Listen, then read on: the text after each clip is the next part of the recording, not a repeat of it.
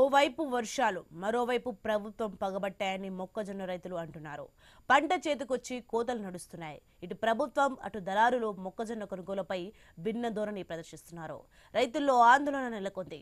మక్కలను కొనే దిక్కులేక రైతులు దిగాలు పడుతున్నారు. కొనుగోలు ఆలస్యమవుతుండటంతో పంట వర్షార్పణమవుతోంది.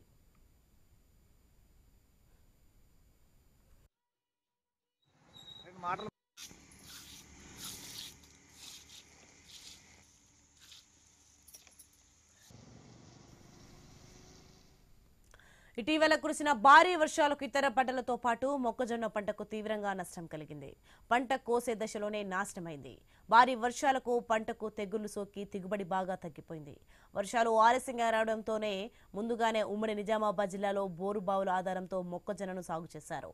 ఒకవైపు ప్రకృతి పగబడితే మరోవైపు ప్రభుత్వం పట్టించుకోక మొక్కజొన్న రైతులు దిగాలు పడుతున్నారు.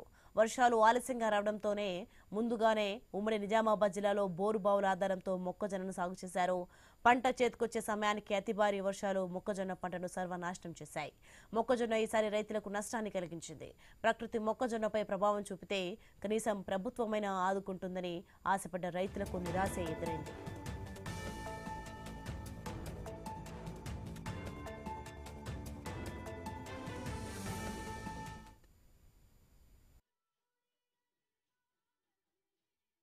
అమర్పల్లి గ్రామం.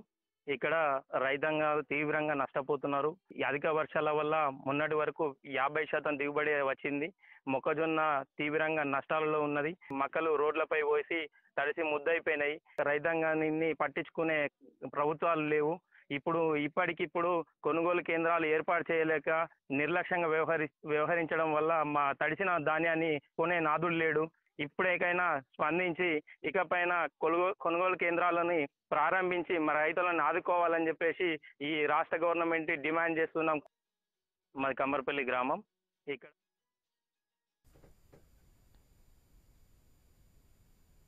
నిజామాబాద్ జిల్లాలోని ఆర్మూర్, బాల్కొండ నియోజకవర్గాల్లో మొక్కజొన్న సాగు ముందస్తుగానే చేశారు.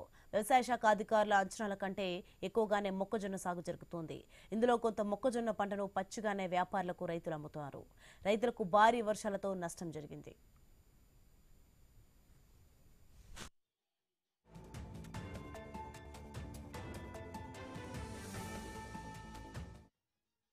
ఉమ్మడి నిజామాబాద్ జిల్లాలో దాదాపు 72,000 ఎకరాల్లో మొక్కజొన్న పంట సాగు చేశారు. అంతర పంటగా పసుపును సాగు చేస్తారు. అయితే నిజామాబాద్ జిల్లాలోని 52,000 ఎకరాల్లో ఈసారి మొక్కజొన్న పంట సాగైంది. కామారెడ్డి జిల్లాలో 20,000 ఎకరాల్లో సాగు చేశారు. భారీ వర్షాలకు దాదాపు 20,000 ఎకరాల్లో మొక్కజొన్న పంట పడైనట్లుగా రైతులు చెబుతున్నారు. వ్యవసాయ శాఖ అధికారుల లెక్కలు మాత్రం నామమాత్రంగా ఉన్నాయి. పంట పూర్తిగా నాశనమైతే కానీ పంట నష్టం జరిగినట్లుగా అంచనాలు వేయడం లేదు. దీంతో మొక్కజొన్న పంట నష్టపోయిన రైతులకు కనీసం నష్టపరిహారం కూడా రాని దుస్థితి నెలకొంది.